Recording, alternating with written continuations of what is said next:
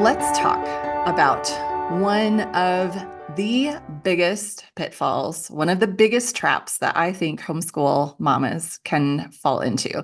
And that is the trap of comparison.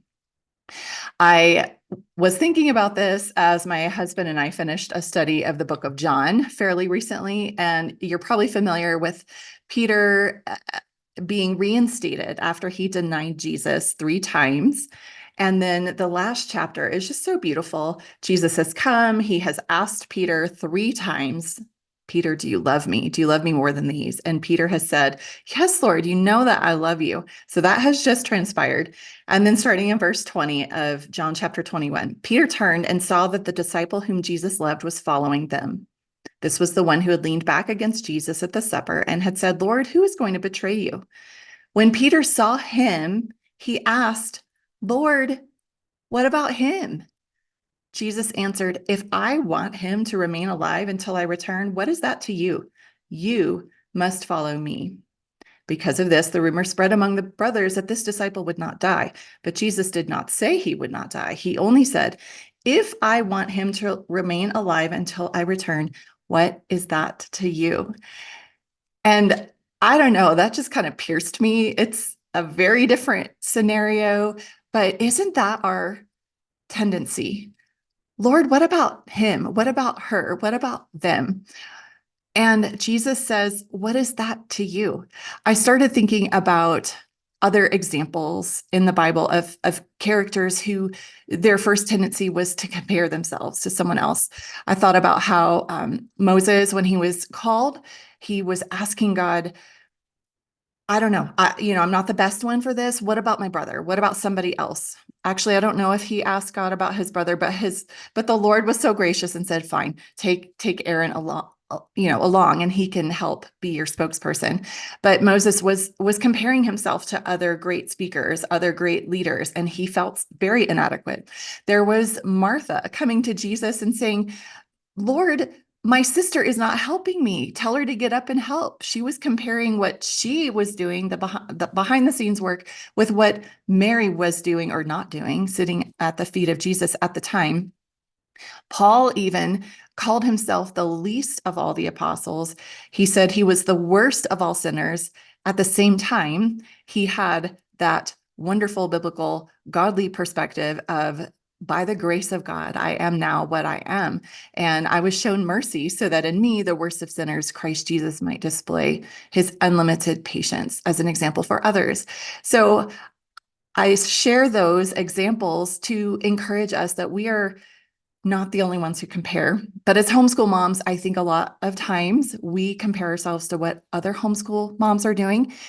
For me, it surfaces when I see some beautiful pictures on Instagram, or I see great activities and ideas that moms are doing with their kids, and I just don't have the energy or the creativity or the drive to do that particular thing. And I start to feel that I'm lacking, that I'm failing my kids because I'm not doing X, Y, or Z.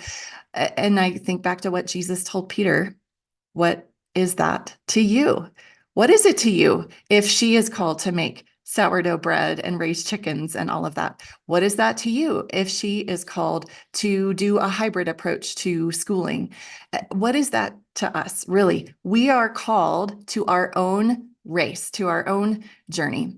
Another point of comparison that I have found in myself is comparing what I'm doing now to the things that I used to be able to do or what I did in the past. And sometimes even that comparison can bring discouragement because I felt that I had more energy when I only had a few kids and I was doing more things. We were doing more things together as a family. Sometimes I compare maybe our family devotion time and our spiritual training with our kids when, a decade ago. And I cannot compare where I'm at now with where we were 10, even 20 years ago. It's kind of ridiculous that I put that on myself, but I suspect I'm not the only one. And then a lot of times I compare what I'm doing to what I think I should be doing. And sometimes this has that element of comparing myself with other homeschool moms as well. and putting those expectations on myself that the Lord certainly hasn't put those there. I have a vision, an idea of what I think our homeschool should look like, what I desire for our training of our children to look like. And reality and our visions and expectations do not always line up, do they? So, Mama, I just want to encourage you today. If you have fallen in this trap, pray and ask the Lord to pull you out of that pit. And sometimes it's just a moment that we're just landing in that pit and comparing ourselves. Sometimes we dwell there. Sometimes it's a season of just feeling weighted down and discouraged, battling those thoughts, those feelings of inadequacy, or I'm failing my kids. And I want to encourage you that those thoughts and feelings are not from the Lord. That is a tool of the enemy to distract us from our true calling of watering those roots, helping our children develop their own relationship with Jesus. And we have to fight that because our children are going to deal with thoughts of comparison, feeling inadequate. There are so many ways that that could even happen. I won't even start listing examples, but we've got to take captive those thoughts.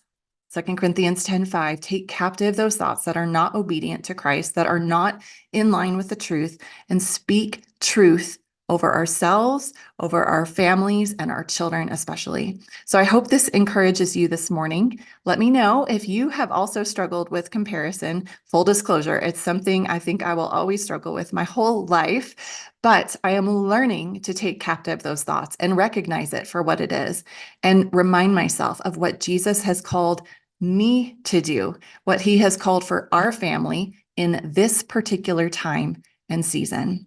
I'm praying grace and strength and encouragement for all of you.